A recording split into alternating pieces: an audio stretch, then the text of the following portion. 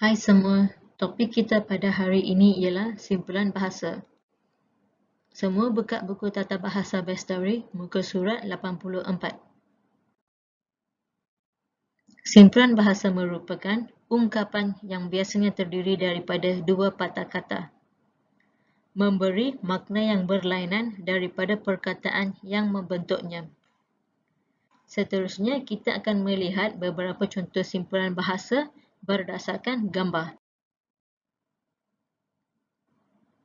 Dapatkah murid-murid meneka simpulan bahasa yang sesuai berdasarkan gambar ini? Jawapannya, ada hati. Maksud ada keinginan. Contoh ayat, Pakcik ada hati hendak makan lagi selepas menghabiskan 2 pinggan nasi goreng. Simpulan bahasa yang sesuai berdasarkan gambar ini ialah hati batu. Maksud degil. Contoh ayat, Adam seorang yang hati batu kerana tidak mendengar nasihat ibunya. Dapatkah murid-murid meneka simpulan bahasa yang sesuai berdasarkan gambar ini?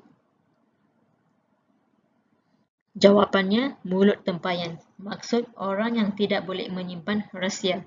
Contoh ayat, jangan beritahu rahsia itu kepada Aina kerana dia memang mulut tempayan.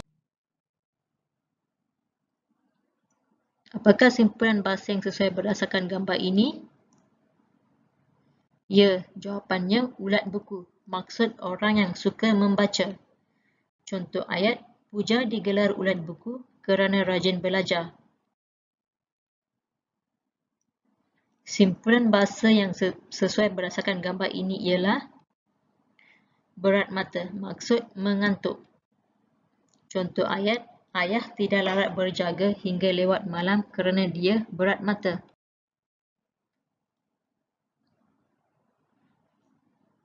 Apakah simpulan bahasa yang sesuai berdasarkan gambar ini? Adakah anda meneka dengan betul? Ya, jawapannya harga mati. Maksud harga yang tidak boleh ditawar. Contoh ayat, harga bahan bacaan di kedai itu semuanya harga mati. Simpulan bahasa yang sesuai berdasarkan gambar ini ialah kabar angin. Maksud berita yang belum tentu benarnya.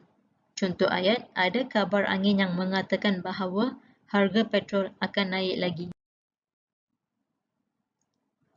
Dapatkah murid-murid meneka simpulan bahasa yang sesuai berdasarkan gambar ini? Ya, jawapannya iri hati. Maksud cemburu. Contoh ayat, Mawar iri hati dengan kecantikan Elsa. Simpulan bahasa yang sesuai berdasarkan gambar ini ialah ya, cahaya mata. Maksud anak. Contoh ayat, Puan Maria baru sahaja melahirkan cahaya mata yang kedua. Dapatkah anda meneka simpulan bahasa yang sesuai berdasarkan gambar ini? Ya, jawapannya jatuh hati. Maksud menaruh perasaan kasih kepada orang lain. Contoh ayat, Snow White jatuh hati kepada putera itu. Apakah simpulan bahasa yang sesuai berdasarkan gambar ini? Jawapannya ialah jauh hati. Maksud merajuk. Contoh ayat, Danny jatuh hati apabila dimarah oleh ibunya. Sekarang kita akan melihat beberapa lagi contoh simpulan bahasa dan maksudnya. Buka langkah, lari kerana takut. Bawa diri, melarikan diri. Harga diri, maruah.